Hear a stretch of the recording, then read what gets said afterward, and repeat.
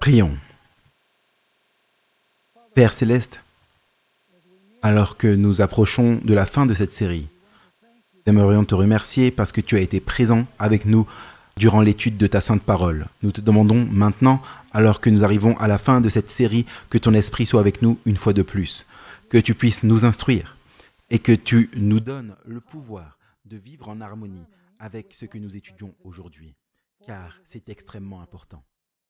Merci Père pour la promesse de ta présence. Réclamons cette promesse au nom merveilleux et au-dessus de tout nom, le nom de Jésus. Amen. Dans notre étude aujourd'hui, nous allons regarder la parabole des brebis et des boucs, et aussi 2 ou 3 autres passages qui sont liés à ce passage particulier dans Matthieu chapitre 25.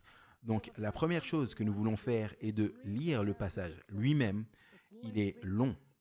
On le trouve dans Matthieu chapitre 25, les versets 31 à 46. Lorsque je lis, s'il vous plaît, concentrez-vous sur les détails. Essayez-vous de fixer les détails dans votre esprit afin que et comprendre l'interprétation que nous allons donner à cette parabole en particulier. Je lis maintenant de Matthieu 25 et le verset 31. Lorsque le Fils de l'homme viendra dans sa gloire et tous ses saints anges avec lui, alors il s'assiera sur le trône de sa gloire. Les nations seront rassemblées autour de lui et il les séparera les unes des autres, comme un berger sépare ses brebis des boucs. Et il mettra les brebis à sa droite et les boucs à sa gauche. Alors le roi dira à ceux qui seront à sa droite, « Venez, vous qui êtes bénis de mon Père, possédez en héritage le royaume qui vous a été préparé dès la fondation du monde. Car j'ai eu faim, vous m'avez donné à manger. J'ai eu soif, et vous m'avez donné à boire. J'étais étranger, et vous m'avez recueilli. J'étais nu, et vous m'avez revêtu. J'étais malade, et vous m'avez visité. J'étais en prison, et vous êtes venu me voir. » Alors les justes lui répondront, « Seigneur, quand est-ce que nous t'avons vu avoir faim et que nous t'avons donné à manger? Ou avoir soif et t'avons-nous donné à boire? Et quand est-ce que nous t'avons vu étranger et que nous t'avons recueilli? Ou nu et que nous t'avons vêtu? Ou quand est-ce que nous t'avons vu malade ou en prison et que nous sommes venus vers toi? » Verset 40. Le roi répondant leur dira, « Je vous le dis en vérité, en tant que vous avez fait ces choses à l'un de ces plus petits de mes frères, vous me les avez faites à moi-même. » Ensuite, il dira à ceux qui seront à sa gauche, « Retirez-vous de moi, maudits.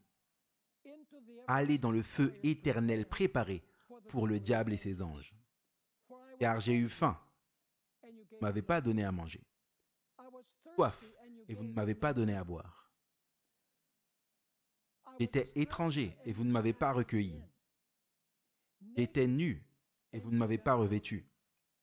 J'étais malade, et en prison, et vous ne m'avez pas visité. » Ils répondront aussi, « Seigneur, quand est-ce que nous t'avons vu avoir faim, ou soif, ou être étranger, ou nu, ou malade, ou en prison, et que nous ne t'avons pas assisté? » Et il leur répondra, « Je vous dis en vérité. » Maintenant, regardez ça. C'est un point très important. Qu'en tant que vous n'avez pas fait ces choses à l'un de ces plus petits, vous ne me les avez pas faites à moi-même. Et ils iront au châtiment éternel. Mais les justes iront à la vie éternelle. Donc, c'est la parabole longue ou l'histoire que Jésus a racontée. Maintenant, nous voulons poser 3 questions à partir de ce passage. Première question, à qui Jésus a-t-il adressé cette parabole? Deuxième question, quand et où le jugement aura-t-il lieu? Et enfin, quelle sera la norme qui sera utilisé dans ce jugement. Donc, 3 questions auxquelles nous allons essayer de répondre. À qui Jésus a-t-il adressé la parabole? Quand et où est-ce que ce jugement aura-t-il lieu? Et quel sera le standard, la norme du jugement? Donc, répondons à la première question. Jésus a-t-il adressé cette parabole aux croyants ou aux non-croyants? Le fait est que, comme nous l'avons vu dans les conférences précédentes, Matthieu chapitre 24 s'adresse à ceux qui prétendent être des disciples de Jésus. Jésus a commencé son sermon au verset 4 en disant « Assurez-vous que personne ne vous trompe » en parlant à ses disciples. Après avoir décrit les signes de sa venue, des versets 4 au verset 31 de Matthieu chapitre 24, nous trouvons Jésus qui raconte 4 paraboles. Et celle que nous étudions aujourd'hui est l'une des 4 paraboles qui s'appliquent aux croyants. 4 paraboles, bien sûr, nous avons déjà étudié certaines d'entre elles, le bon et le serviteur fidèle, les 10 vierges, les talents, et telles que nous étudions aujourd'hui, la parabole des brebis et des boucs. Donc, en résumé, Matthieu chapitre 24 et 25 sont adressés aux personnes qui se revendiquent de croire en Jésus-Christ comme Sauveur et Seigneur. Ce n'est pas écrit principalement pour des personnes qui ne croient pas en Jésus, pour les personnes qui n'ont pas été converties ou qui n'appartiennent pas au peuple de Dieu. Ces chapitres s'adressent à ceux qui prétendent être des disciples, des compagnons de Jésus-Christ. Donc, posons alors la question, quand est-ce que ce jugement qui est décrit ici aura-t-il lieu? Bien, certains d'entre vous pourraient être surpris de savoir que cette parabole s'applique aux événements qui ont lieu après le millénium, principalement. Regardons surtout quand est-ce que cette séparation aura lieu. Ce passage nous donne plusieurs indices. Le premier indice est que le Fils de l'homme est assis à un grand trône blanc. Et il est assis tout seul. Quand Jésus est allé au ciel, il s'est assis avec son Père sur son trône. Deuxièmement, ce trône est le trône de sa gloire. En d'autres termes, c'est le trône glorieux de Christ. Numéro 3, les nations sont rassemblées devant le trône. Ce qui signifie que toute personne appartenant à ces nations doit avoir ressuscité à ce moment particulier. Le point suivant, c'est qu'il y a un examen des preuves dans ce jugement. Et ensuite, un verdict est prononcé, basé sur les preuves qui ont été examinées lors du jugement. La peine est alors exécutée dans l'étang de feu. L'étang de feu a été préparé pour le diable et ses anges.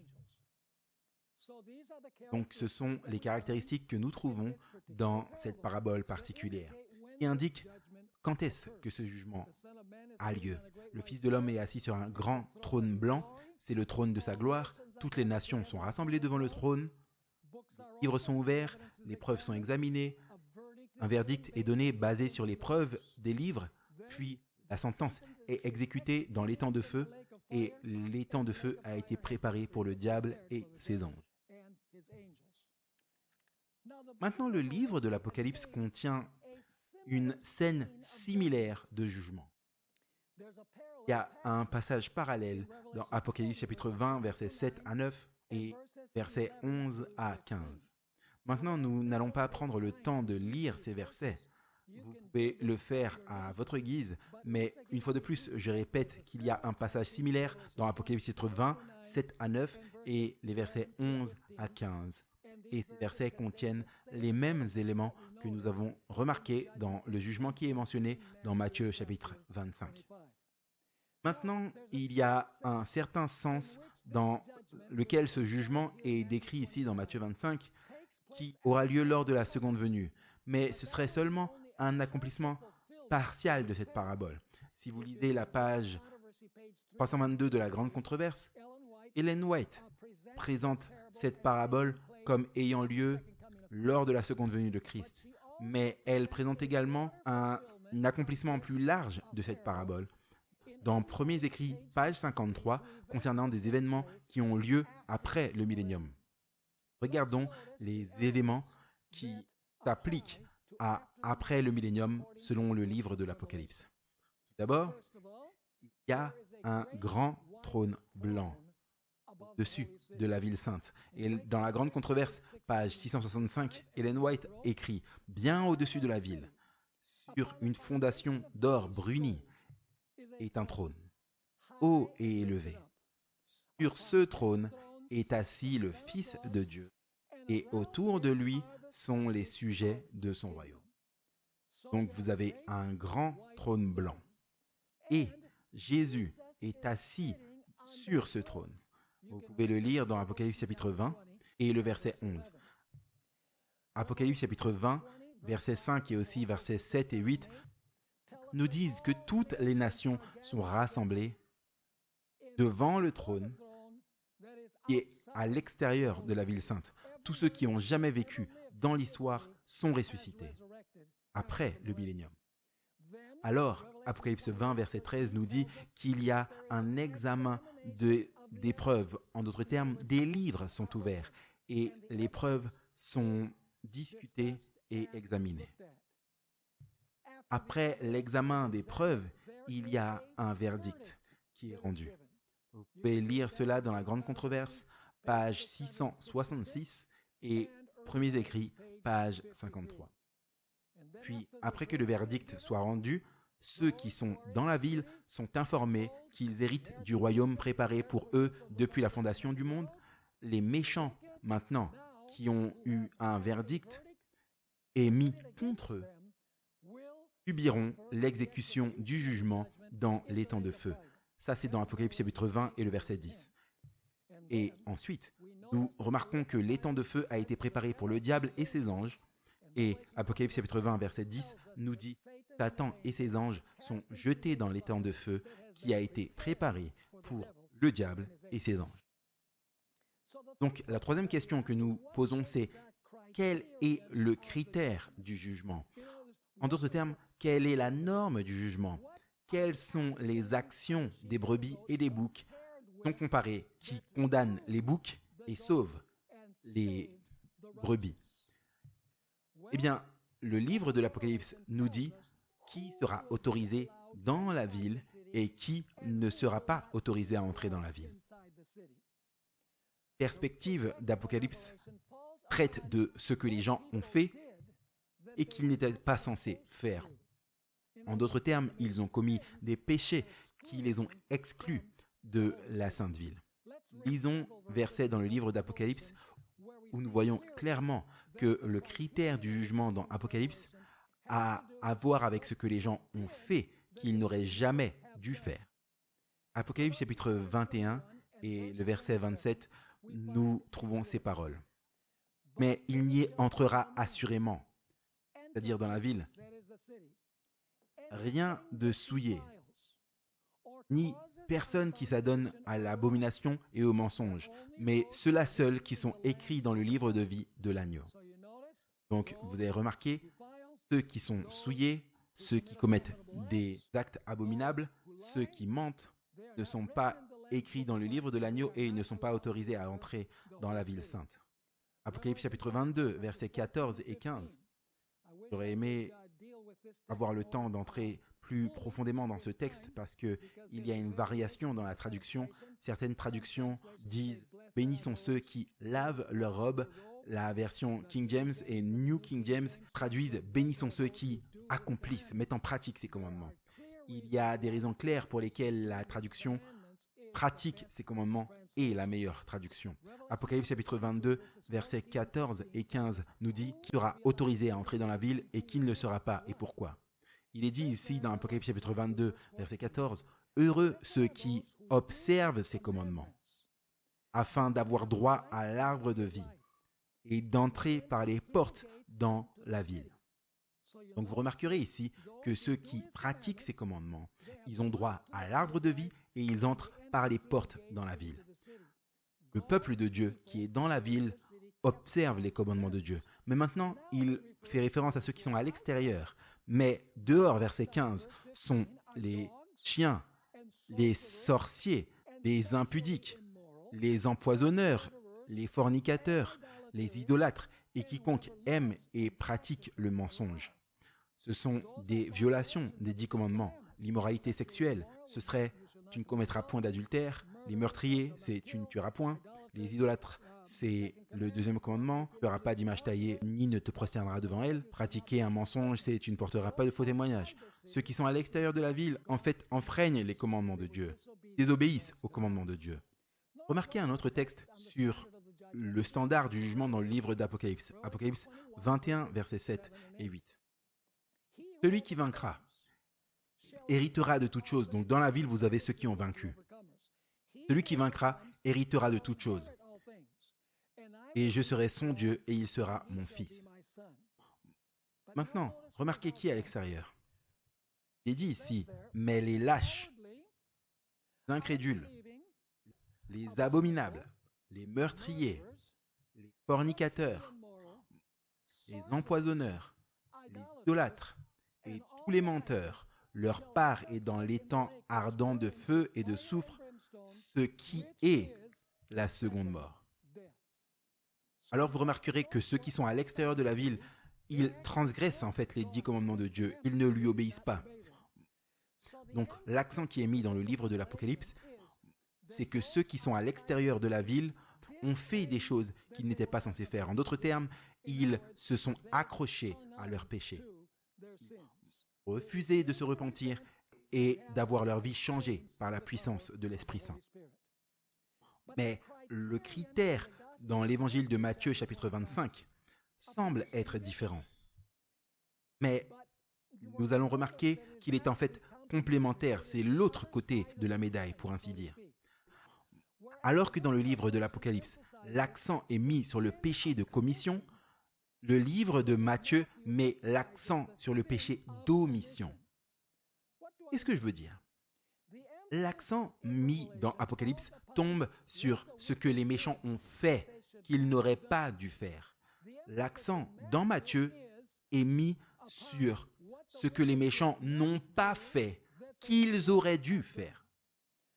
J'aimerais vous lire une déclaration très intéressante que nous trouvons dans le livre Messages choisis, volume 1, à la page 220, et qui dit ceci. Le pouvoir condamnant de la loi de Dieu s'étend non seulement aux choses que nous faisons, mais aussi aux choses que nous ne faisons pas. C'est intéressant. Donc, le pouvoir condamnant de la loi de Dieu s'étend non seulement aux choses que nous faisons, mais aussi aux choses que nous ne faisons pas. Nous ne devons pas nous justifier en omettant. Voilà pourquoi j'appelle ça le péché d'omission. Nous ne devons pas nous justifier en omettant de faire les choses que Dieu exige. Nous ne devons pas seulement cesser de faire le mal, mais nous devons apprendre à faire le bien. Dieu nous a donné des pouvoirs afin qu'ils soient exercés dans des bonnes œuvres. Et si ces forces ne sont pas utilisées, nous serons certainement considérés comme des serviteurs méchants et paresseux. Nous n'aurons peut-être pas commis des péchés graves. De telles offenses peuvent ne pas être enregistrées contre nous dans le livre de Dieu. Mais le fait que nos actions ne soient pas enregistrées comme pures, bonnes, élevées et nobles montre que nous n'avons pas amélioré nos talents confiés. Et cela nous place sous la condamnation. Maintenant, vous remarquerez dans Matthieu chapitre 25 que les boucs sont placés sur le côté gauche et les brebis sur la droite. Dans la Bible, la droite est le côté de la faveur de Dieu. Vous pouvez lire cela dans Jésus-Christ, page 644. Vous remarquerez par exemple que Jésus, quand il monte au ciel, il s'assoit à la droite du Père. Ellen White fournit un détail très intéressant dans Jésus-Christ, page 644, où elle dit que lors du dernier repas, le disciple bien-aimé Jean s'est assis à la droite de Christ, alors que Judas, le traître, s'est assis à la gauche de Jésus. Quand les pêcheurs ont jeté leur filet toute la nuit du côté gauche du bateau et qu'ils n'ont rien pêché, le lendemain matin, Jésus est apparu sur la plage et a dit aux disciples, « Jetez le filet du côté droit et vous aurez du poisson. » Et ils l'ont jeté du côté droit parce que Jésus était de ce côté et ils ont attrapé une multitude de poissons. Vous savez, le sens archaïque du mot sinistre, c'est vers la gauche. En fait, en espagnol, ils utilisent encore le mot siniestra comme quelque chose de négatif. C'est le côté sinistre. Le côté gauche, c'est le côté sinistre. Et bien sûr, on sait que quand une personne se lève de mauvaise humeur, on dit qu'elle s'est levée du pied gauche. Donc, les boucs sont placés du côté de la défaveur de Dieu, alors que les brebis sont placées du côté de la faveur de Dieu. Le passage de Matthieu chapitre 25 nous rappelle de certains versets que nous trouvons dans Ésaïe 58 et les versets 6 et 7.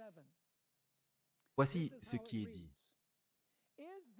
N'est-ce pas le jeûne que j'ai choisi de desserrer les liens de la méchanceté, de défaire les lourds fardeaux, de laisser les opprimés aller et de briser tout joug? N'est-ce pas que tu partages ton pain avec l'affamé et que tu fasses entrer dans ta maison les malheureux errants, que tu revêtes ceux que tu vois nus et ne te détourne pas de ton semblable? Ce passage est très similaire à ce que nous trouvons dans Matthieu chapitre 25. C'est le contexte d'Ésaïe 58, 6 et 7. Vous trouverez que les Juifs jeûnaient et ils montraient leur affliction et pourtant ils ignoraient les besoins des personnes qui avaient besoin d'aide. Cependant, la parabole de Jésus ne nous dit pas simplement que nous devrions être actifs dans le service communautaire et de donner de la nourriture et des vêtements, ce que les adventistes du 7e jour appellent l'œuvre d'Orcas. Il y a aussi une dimension spirituelle au conseil de Jésus. Ça fait faim, dit Jésus. Les gens ont faim de nourriture spirituelle. La Bible. J'avais soif, Jésus dit. Les gens ont soif, Saint-Esprit, représenté par l'eau fraîche. J'étais étranger, dit Jésus. Ceux qui n'ont pas embrassé Jésus sont étrangers à l'alliance et sans espoir, selon Éphésiens chapitre 2 et versets 12 et 19. Jésus dit « J'étais nu ». Cela signifie que les gens qui sont dépourvus de la justice de Christ, parce que la nudité spirituelle signifie simplement que vous n'avez pas la justice du Christ. J'étais malade, dit Jésus. Eh bien, les gens sont malades du virus du péché. Et nous avons le remède. Le remède, c'est Jésus-Christ. Jésus a dit « J'étais en prison ». Il y a une multitude de personnes qui sont prisonniers du péché et prisonniers de Satan, selon Ésaïe 61, versets 1 et 2. Donc vous remarquerez que les éléments dont Jésus parle, choses qui doivent être faites en faveur des démunis, n'ont pas seulement une dimension physique, mais aussi une dimension spirituelle. La Bible parle pain comme de la nourriture et de la Bible comme de la nourriture. La Bible parle de l'Esprit Saint comme une boisson. Jean 7, 37 à 39, la Bible parle d'étrangers devenant membres de la communauté de l'Alliance. Éphésiens 2, 12, 19. La Bible parle de ceux qui sont malades du virus du péché. Ésaïe 1, verset 6. La Bible parle de tous ceux qui sont prisonniers, spirituellement parlant. Vous trouvez cela dans Ésaïe 61, versets 1 et 2. Il est à la mode aujourd'hui pour les chrétiens de dire « Oh, si je pouvais seulement visiter la terre sainte, si je pouvais seulement marcher là où Jésus a marché, pour faire l'expérience du baptême dans le Jourdain comme Jésus a été baptisé par Jean-Baptiste. » Mais concernant le désir des gens à aller en terre sainte, comme on l'appelle, Ellen White avait quelque chose à dire sur ce désir.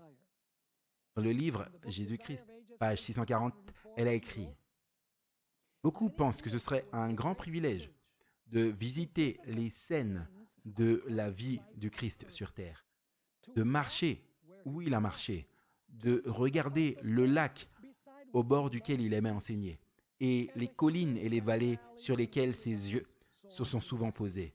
Mais nous n'avons pas besoin d'aller à Nazareth, à Capernaum ou à Béthanie pour marcher dans les pas de Jésus. On n'est pas à côté du lit du malade, dans les taudis de la pauvreté, dans les ruelles bondées des grandes villes, dans tous les endroits où il y a des cœurs humains qui ont besoin de consolation. En faisant comme Jésus a fait quand il était sur la terre, nous marcherons sur ses traces. Vous remarquerez que les brebis se moquent de savoir qui obtiendrait le crédit. Elles ne servaient pas pour gagner des accolades et des applaudissements. Elles n'ont pas fait ces choses pour être sauvées, ni pour l'argent. Ce qu'elles ont fait, elles l'ont fait spontanément et naturellement parce qu'elles avaient l'amour de Jésus dans leur cœur et cet amour s'écoulait vers les autres.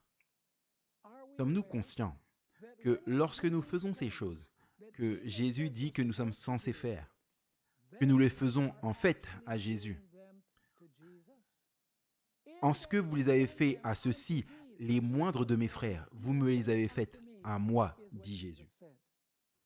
Vous remarquerez dans la parabole que les boucs n'ont pas maltraité ceux qui en avaient besoin. En d'autres termes, ils n'ont pas donné des coups de pied aux affamés, aux assoiffés, aux étrangers et à ceux qui sont nus et les malades et ceux qui étaient en prison. Non, ils ne les ont pas maltraités. Peut-être qu'ils ont même permis aux gens de manger les miettes qui tombaient de leur table, comme l'homme riche dans l'histoire de l'homme riche et de Lazare. Leur grave péché était qu'ils ont ignoré ce qui était dans le besoin et qu'ils n'ont pas fait ce qu'ils étaient censés faire. En ignorant ceux dans le besoin, ils ont ignoré Jésus. Pendant son ministère, Jésus a parlé d'amour et de compassion pour ceux qui en avaient besoin. D'autre part, il a eu de fortes paroles de réprimande pour ceux qui ont fait profession de religion, mais n'ont pas agi en harmonie avec ce qu'ils prétendaient croire. Les paroles de Jésus aux boucs sont inhabituelles. Nous n'avons pas l'habitude d'entendre Jésus parler de cette manière. Éloignez-vous de moi, maudit, et allez dans le feu préparé pour le diable et ses anges. Ce sont des paroles fortes de la part de Jésus-Christ. Maintenant, nous trouvons d'autres histoires dans les Écritures qui illustrent les leçons que nous trouvons dans cette parabole. L'histoire du jeune homme riche est une illustration des leçons de cette parabole particulière. Vous voyez, il y a deux côtés à la perfection. Le premier côté, c'est cesser de faire le mal et l'autre côté, c'est de faire le bien. Nous n'avons qu'un seul côté, nous avons une religion déséquilibrée et nous n'entrerons jamais dans le royaume. Nous devons cesser de faire le mal et aussi en même temps faire le bien. Allons dans Matthieu chapitre 19, les versets 16 à 22, où nous avons l'histoire du jeune homme riche. Et je vais l'interpréter alors que nous avançons dans notre étude. Matthieu 19, verset 16. « Et voici, quelqu'un s'approchant lui dit, « Bon maître, que dois-je faire de bien pour avoir la vie éternelle ?» Donc ce jeune homme veut la vie éternelle, pas seulement la vie dans ce monde, il veut vivre éternellement. Donc il demande à Jésus, « Que dois-je faire pour gagner la vie éternelle ?» Verset 17. Il lui répondit, « Pourquoi m'appelles-tu bon? Personne n'est bon, si ce n'est Dieu seul. Que si tu veux entrer dans la vie, et on comprend que c'est la vie éternelle, selon le contexte, que si tu veux entrer dans la vie, dit Jésus, observe les commandements. » Waouh, ce jeune homme, lorsqu'il a entendu ça, il a dit, waouh, c'est fantastique.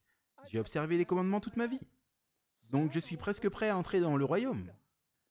Donc, il commence à réfléchir et il dit, eh bien, je me demande si il veut dire les 10 commandements. Je ferais mieux de clarifier et de savoir si, quand il dit « garde les commandements », il parle des 10 commandements. Je les ai gardés depuis mon enfance, mais j'aimerais m'assurer qu'il parle de ces commandements-là. Alors, au verset 18, il lui dit, c'est-à-dire à Jésus, « Lesquels ?» Jésus lui répondit, maintenant Jésus cite, les 6 derniers commandements qui ont à voir avec notre devoir envers notre prochain, mais il n'en cite pas un. À la place de celui-là, il en met un autre. Remarquerez ici le commandement que Jésus a cité. Lesquels? Tu ne tueras point. Numéro 6, tu ne commettras point d'adultère. Numéro 7, tu ne déroberas point. Numéro 8, tu ne diras point de faux témoignages. Numéro 9, et numéro 10, bien sûr, c'est tu ne convoiteras point. Mais au lieu de celui-là, Jésus a placé, et bien sûr il continue, honore ton père et ta mère. Et le dernier, c'est tu aimeras ton prochain comme toi-même. Donc Jésus cite tous les 6 derniers commandements. Seulement le dernier commandement, tu ne convoiteras point. Au lieu de celui-là, il met tu aimeras ton prochain comme toi-même. Parce que aimer son prochain, c'est le contraire de la convoitise. Donc c'est la façon positive de dire tu ne convoiteras point. Et maintenant, l'histoire continue au verset 20. Le jeune homme lui répondit, toutes ces choses, je les ai observées depuis ma jeunesse. Que me manque-t-il encore? Vous voyez, il y avait un drôle de sentiment en lui qui lui disait qu'il manquait quelque chose. Oui, il observait les commandements, il ne tuait personne. Il ne commettait pas d'adultère avec la femme de quelqu'un d'autre. Il ne portait pas de faux témoignages. Et il honorait ses parents. Vous savez, au moins extérieurement, il observait les commandements. Mais il avait l'impression qu'il manquait quelque chose que Jésus n'a pas encore dit. Donc au verset 21, Jésus lui dit, « Si tu veux être parfait, » maintenant écoutez ça, ce mot. Il a demandé, « Que dois-je faire pour avoir la vie éternelle ?» Jésus lui dit, « Si tu veux entrer dans la vie éternelle, observe les commandements. » Et ensuite Jésus lui dit, « Si tu veux être parfait. » Donc, cela dit que vous devez avoir la perfection pour entrer dans la vie éternelle. Souvenez-vous de cette parole, si tu veux être parfait. Donc Jésus lui dit, si tu veux être parfait, va, vends ce que tu as et donne-le aux pauvres. Et tu auras un trésor dans le ciel. Après cela, viens et suis-moi. Donc ce jeune homme a dit, « Oh, je n'ai jamais tué personne, je n'ai jamais déshonoré mes parents, je n'ai jamais commis d'adultère avec qui que ce soit, je n'ai jamais porté de faux témoignages contre mon voisin, je n'ai jamais fait aucune de ces mauvaises choses. » Mais Jésus lui dit, « Ok, va, vends tout ce que tu as et donne-le aux pauvres et tu auras un trésor avec moi. » Qu'est-ce que le jeune homme a fait? Verset 22. « Mais quand le jeune homme eut entendu cette parole, il s'en alla tout triste, car il possédait de grands biens. » Le problème avec le jeune homme riche, c'est que, en apparence du moins, il s'était abstenu du mal. Mais il n'a pas accompli le bien. Son péché n'était pas le péché de commission, c'était le péché d'omission. Dieu nous jugera au jugement dernier non seulement pour les mauvaises choses que nous avons faites que nous n'aurions pas dû faire, mais pour le bien que nous aurions dû faire et que nous n'avons pas fait. Donc rappelez-vous que Jésus a dit, si tu veux être parfait, va, vends tout ce que tu as et donne-le aux pauvres. Maintenant, nous avons une autre histoire. Et on l'appelle la parabole du bon samaritain. Mais en fait, ce n'est pas une parabole, c'est en fait une vraie histoire de vie. En fait, Ellen White nous dit dans du Christ que le lévite et le prêtre ont contourné cet homme qui était tombé entre les mains des voleurs et ils étaient en fait présents lorsque Jésus a raconté l'histoire. Ils se demandaient probablement, eh bien, mais comment cet homme a découvert ce que nous avons fait en nous détournant de cet homme qui était en grand besoin. Maintenant, vous remarquerez dans cette histoire que l'on trouve dans Luc chapitre 10, les versets 25 à 37, il y a un jeune avocat. Quand je dis un avocat, c'est un expert dans les écrits de Moïse, dans les écrits juridiques de Moïse. En d'autres termes, c'est un avocat sacré, pas un avocat séculier. Mais il vient et il pose une question à Jésus. Luc chapitre 10 et verset 25. « Et voici un avocat qui est un expert dans la loi de Moïse, s'est tenu debout en le testant, disant, « Maître, que dois-je faire pour hériter de la vie éternelle ?» N'est-ce pas la même question que le jeune homme riche a posée? Absolument. Ce jeune expert dans la loi de Moïse, il veut avoir la vie éternelle. Et il dit, que dois-je faire pour avoir la vie éternelle? Eh bien, Jésus, maintenant, lui pose une question en retour. Il lui dit, Qu'est-ce qui est écrit dans la loi, c'est-à-dire les écrits de Moïse? Qu'est-ce qui est écrit dans la loi? Et quelle est ton interprétation de celle-ci? En d'autres termes, Jésus lui dit, « Toi, dis-moi ce que tu dois faire pour recevoir la vie éternelle. » Verset 27. Il répondit, donc ça c'est le jeune docteur, il lui dit, « Tu aimeras le Seigneur ton Dieu de tout ton cœur, de toute ton âme, de toute ta force et de toute ta pensée, et ton prochain comme toi-même. » Jésus lui dit, à ce jeune homme, il lui dit, « Tu as bien répondu. Fais cela et tu vivras. » En d'autres termes, mets cela en pratique et tu auras la vie éternelle. Donc, il lui dit, tu sais, aime Dieu au-dessus de tout, aime ton prochain comme toi-même et tu auras la vie éternelle. Cet avocat, il savait qu'il ne faisait pas ce que Jésus lui avait dit de faire. Donc, au verset 29, nous trouvons ces paroles. Cependant, cet homme, c'est-à-dire cet expert, voulant paraître juste, parce qu'il ne pratiquait pas ce qu'il prêchait, d'ailleurs, dit à Jésus, « Et qui est mon prochain ?» En d'autres termes, qu'est-ce que cela signifie d'aimer mon prochain comme moi-même? C'est qui le prochain que je suis censé aimer? Verset 30. Et Jésus, reprenant la parole, lui dit, maintenant Jésus va illustrer qui est le prochain et ce que tu dois faire pour avoir la vie éternelle. Jésus répondit et dit, un homme descendit de Jérusalem à Jéricho. Et croyez-moi, c'est vraiment une descente. J'ai été là-bas, c'est une route tortueuse qui traverse le désert de Judée de Jérusalem, qui est élevé et qui descend jusqu'à Jéricho. Donc il dit, un homme descendit de Jérusalem à Jéricho et tomba entre les mains des brigands. Maintenant, spirituellement parlant, cela a une application spirituelle. Spirituellement parlant, qui est le grand voleur? Le grand voleur, c'est Satan. Et dans Jean 10, Jésus dit que Satan ne vient que pour voler. Donc, le voleur représente Satan et ses anges. Et qu'ont fait les voleurs? Puis ils l'ont dépouillé de ses vêtements. Qu'est-ce que représentent les vêtements dans les Écritures? Ils représentent la justice. Donc Satan, concernant la race humaine, il leur a volé la vie éternelle. Et il les a dépouillés de leur justice.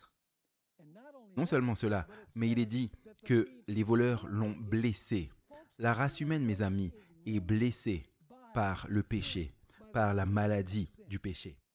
Puis il est dit, ils l'ont blessé et les voleurs sont partis, le laissant à moitié mort. Sans aide extérieure, cet homme serait mort.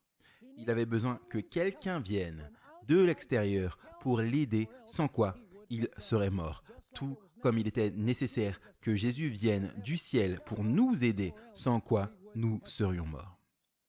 Alors maintenant, au verset 31, il y a le ministre qui passe, le pasteur, si vous voulez. Maintenant, par hasard, un certain prêtre, c'est un chef religieux, est descendu de cette route et quand il l'a vu, il est passé de l'autre côté. En passant, ce prêtre s'est peut-être dit qu'il était pressé pour aller à Jérusalem, il devait faire le service du sanctuaire, ou bien peut-être qu'il s'est dit « Oh, peut-être que les voleurs sont encore dans le coin, donc je ferais mieux de quitter le lieu. » Ou bien il s'est encore dit « Si j'aide cet homme, eh bien je pourrais avoir mes vêtements tout sales et tachés de sang. » Je ne sais pas quelle excuse il a pu se dire, mais la Bible dit que c'était un chef religieux. Il l'a vu et qu'il est passé outre. Vous avez le lévite qui serait un symbole du diacre de l'église parce qu'il s'occupait du sanctuaire, encore un dirigeant d'église donc. Et ainsi il est dit, un lévite étant aussi venu dans le même endroit, lui il était un peu mieux parce qu'il est dit, il est venu et il a regardé. Le prêtre, lui, tout ce qu'il a fait c'est le voir et il est parti. Celui-ci, le lévite, il est venu et il a regardé. Mais il est passé outre aussi. En d'autres termes, ils ont ignoré cet homme qui était en besoin. Mais ensuite, le verset 33, un étranger vient. C'est un Samaritain. Il n'est pas membre du peuple élu, mais un certain Samaritain, alors qu'il voyageait, est venu où il était. Et quand il l'a vu, il a eu de la compassion. Donc le Samaritain a de la compassion pour cet homme juif qui est tombé entre les mains des brigands. Qui représente le Samaritain dans cette histoire? Le Samaritain représente Jésus-Christ. Verset 34. Alors il est allé vers lui et a pensé ses blessures. Est-ce que c'est ce que Jésus fait avec les blessures que le péché a causées à l'humanité? Absolument. Déversant de l'huile et du vin. Que représente l'huile et le vin symboliquement dans les Écritures? L'huile représente l'Esprit Saint et le vin représente le sang de Jésus. Ce sont les agents de guérison que Dieu a donnés pour guérir une humanité qui a été blessée par Satan et par ses anges. Donc il est dit verser de l'huile et du vin. Et il l'a mis sur son propre animal et l'a amené dans une auberge. Maintenant, il va l'amener à l'église. Donc il est dit, il l'a amené dans l'auberge et l'auberge représente l'église pour qu'on prenne soin de lui, du moins pendant un temps. Le lendemain, en partant, vous voyez, maintenant le bon samaritain va partir comme Jésus est parti au ciel. Il ira 2 deniers.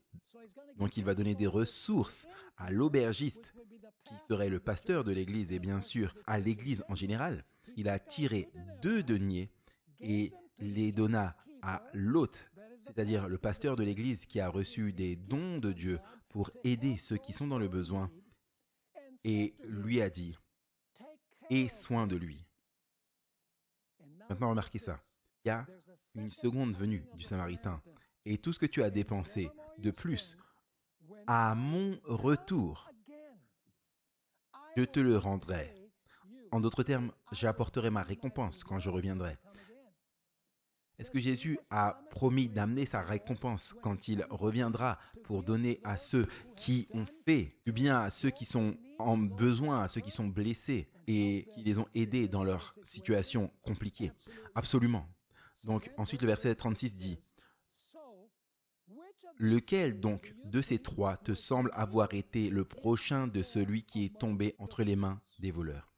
Et il a dit « Celui qui a exercé la miséricorde envers lui. »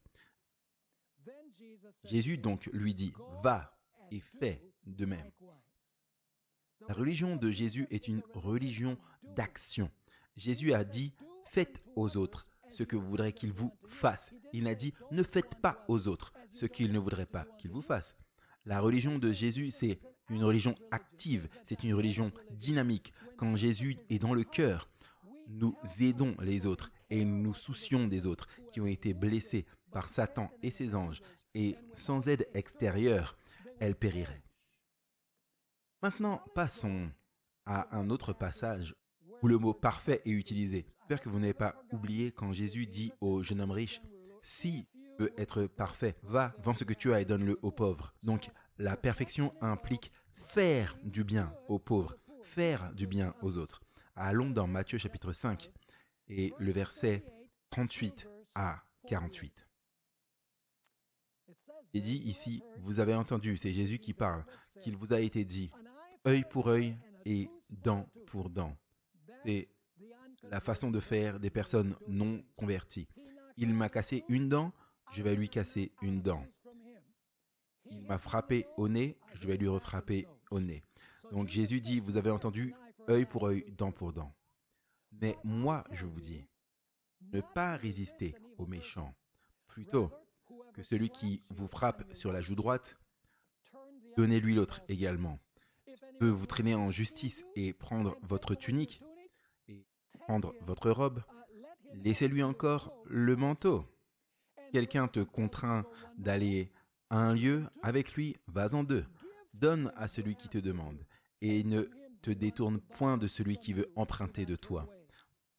Vous avez entendu qu'il a été dit, tu aimeras ton prochain et tu haïras ton ennemi. Mais moi je vous dis, aimez vos ennemis. Il ne dit pas, ne détestez pas vos ennemis, il dit, aimez vos ennemis, bénissez ceux qui vous maudissent. Ils ne disent pas, mordez votre langue afin de ne pas maudire vos ennemis. Il dit, bénissez ceux qui vous maudissent. Faites du bien à ceux qui vous haïssent et priez pour ceux qui vous outragent et vous persécutent. Maintenant, quand je prêche sur ce sujet particulier, je pose la question à l'Assemblée, je pose la question suivante. Combien d'entre vous considérez comme des enfants de votre Père qui est au ciel? Et tout le monde lève la main et dit, oui, on est les enfants du Père, nous sommes les enfants de Dieu. Mais il y a une condition pour être appelé enfant de Dieu. Revenons au verset 44 et connectons avec le verset 45. Mais je vous dis, aimez vos ennemis, bénissez ceux qui vous maudissent, faites du bien à ceux qui vous haïssent, et priez pour ceux qui vous utilisent méchamment et vous maudissent. Faites du bien à ceux qui vous haïssent, et priez pour ceux qui vous utilisent et vous persécutent. Et ensuite, il est dit au verset 45, « Afin que vous soyez des enfants de votre Père au ciel. » Donc la condition, selon ce texte, c'est aimer, bénissez, faites du bien et priez pour ceux qui vous persécutent, afin que vous soyez fils de votre Père au ciel. Car il fait lever son soleil sur les bons et sur les méchants, et il envoie sa pluie sur les bons et sur les mauvais. Qu'est-ce que ce serait si Dieu disait, eh bien, cette personne est mon disciple, alors je vais lui donner de la pluie et du soleil, mais celui-là qui ne m'a pas accepté, non, pas de pluie, pas de soleil pour lui. Vous voyez, Dieu non seulement nous demande de faire le bien, il pratique lui aussi ce qu'il prêche. Verset 46. Car si vous n'aimez que ceux qui vous aiment, quelle récompense en aurez-vous? Les péagers même n'en font-ils pas autant? Eh bien, en fait, est-ce que les mondains qui n'aiment pas Jésus et n'ont jamais accepté Jésus, est-ce qu'ils aiment leur père, leur mère, leurs amis? Bien sûr. Donc si nous n'aimons que notre mère, notre père, nos amis dans notre famille, qu'avons-nous de plus qu'eux? Alors, car si vous aimez ceux qui vous aiment, quelle récompense avez-vous? Est-ce que même les péagers n'en font-ils pas autant? Et si vous ne faites accueil qu'à vos frères, que faites-vous d'extraordinaire? Les péagers même n'en font-ils pas autant? Et maintenant, voici la conclusion. Soyez donc parfaits, comme votre Père qui est dans les cieux est parfait. Qu'est-ce que dit, selon ce passage, c'est quoi la perfection? Ce n'est pas de cesser de faire le mal, mais c'est de faire le bien. C'est l'autre côté de la perfection. C'est le côté positif de la perfection. Non seulement cesser de faire le mal, mais de faire le bien. Aimer les ennemis, bénir ceux qui maudissent, faire du bien à ceux qui haïssent et prier pour ceux qui persécutent et nous utilisent.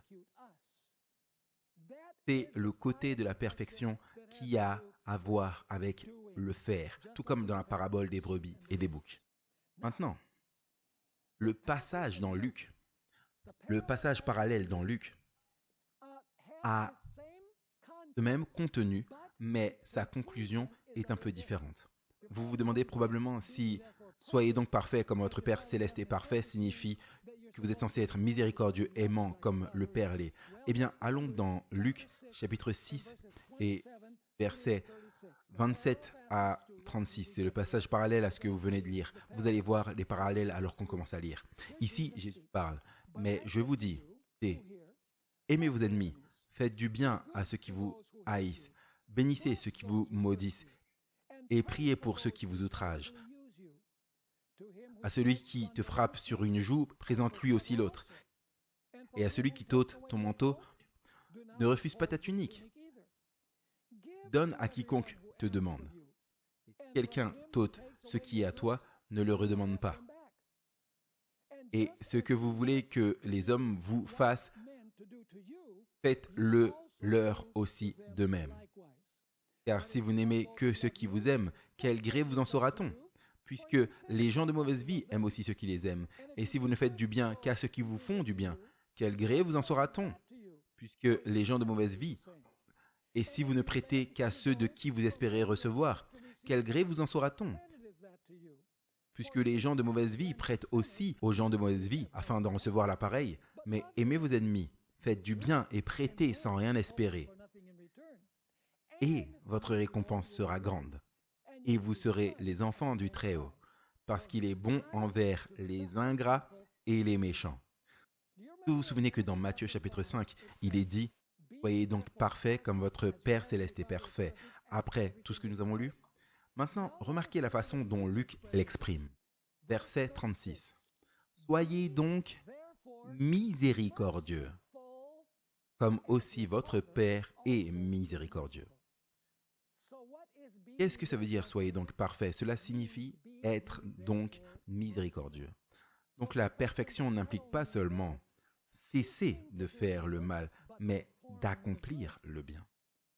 Jacques chapitre 1 et verset 27 met l'équilibre.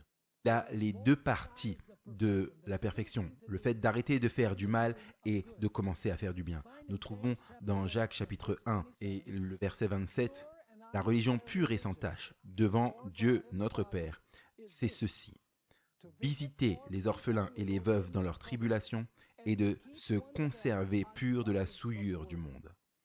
Donc vous voyez les deux côtés de la perfection dans ce verset.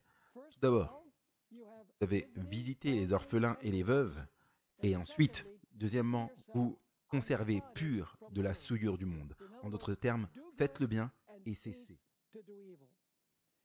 Maintenant, comment devrions-nous vivre alors que nous attendons la venue de Jésus? Jésus nous a donné 5 indications de ce que nous devrions faire alors que nous attendons qu'il revienne.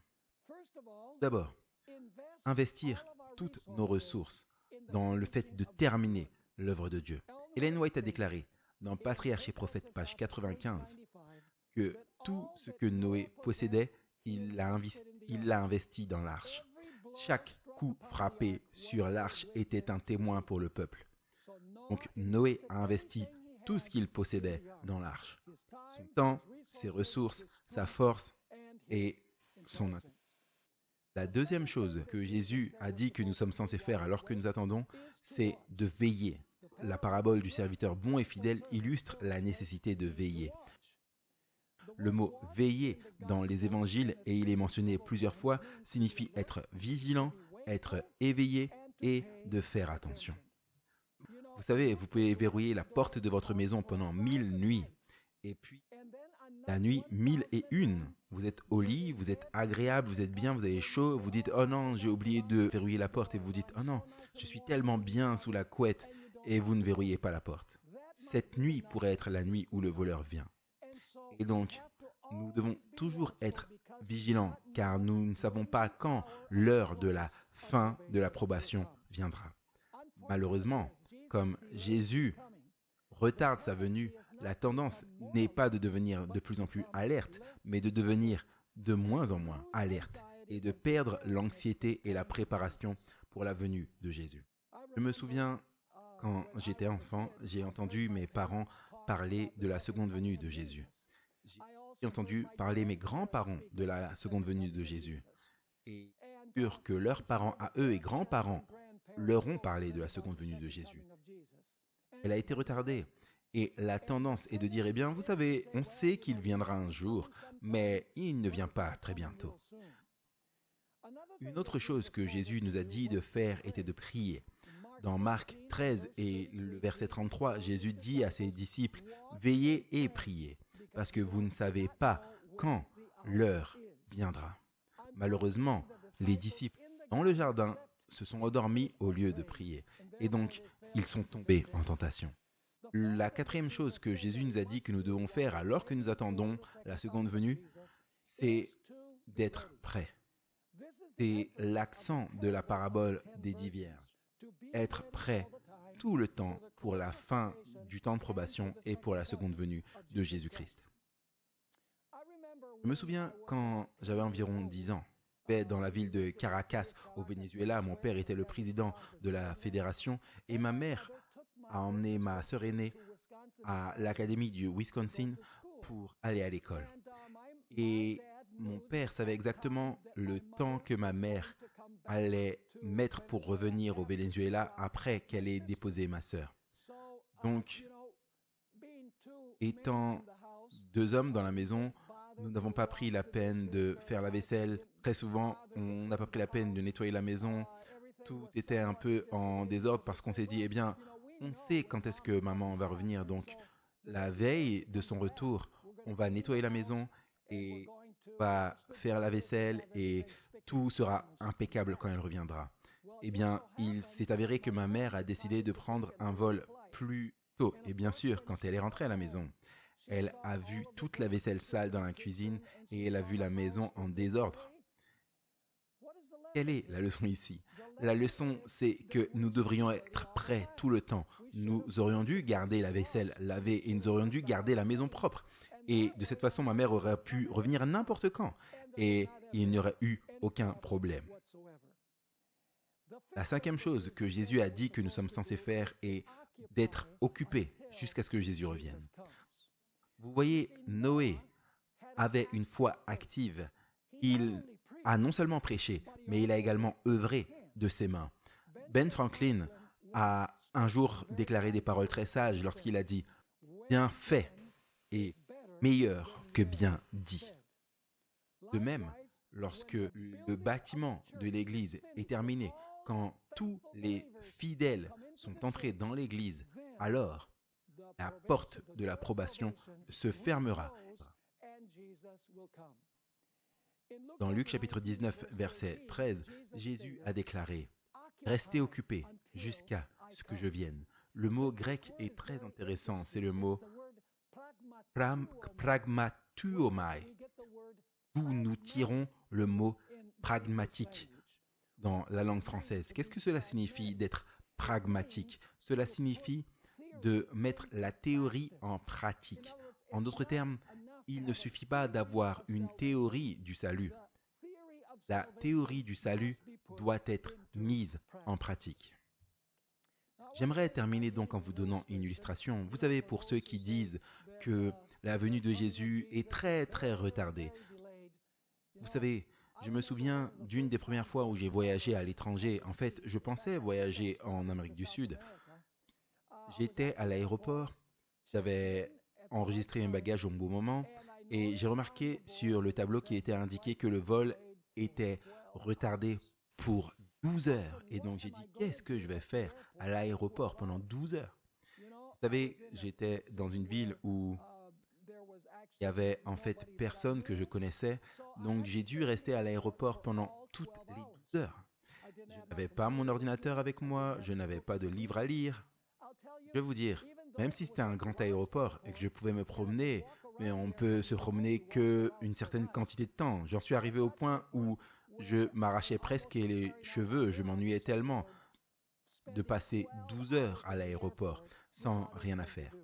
Cela m'a appris une grande leçon, et c'est que si je prenais mon ordinateur et que je prenais des livres, je pourrais lire et travailler sur mon ordinateur, et le temps passerait beaucoup plus vite. Vous savez, il y a eu des occasions où j'ai été à l'aéroport, où je travaille sur mon ordinateur et je m'amuse tellement à faire des recherches et à écrire que j'en oublie presque le temps. Et quelquefois, j'ai presque oublié mon vol parce que j'ai été tellement impliqué dans ce que je faisais. Et le temps passe si vite quand on est occupé. Le temps passe vite quand on est prêt, quand on prie, quand on veille et quand on investit tout ce qu'on a dans la cause de Christ. Donc, mettons en pratique ces principes en attendant le moment glorieux de la venue de Jésus.